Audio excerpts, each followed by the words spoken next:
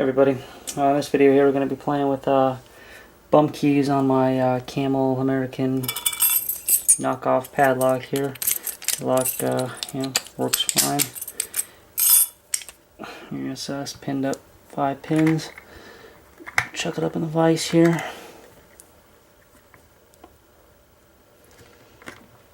I got all these bump keys here.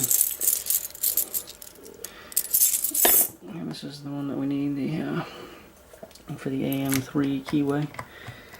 And of course, when you bump something, you put the key in, pull it out one cut, and a couple of good taps with a screwdriver or hammer or something. Put some rotating pressure on it, and there you go, bumped open. That's all for now.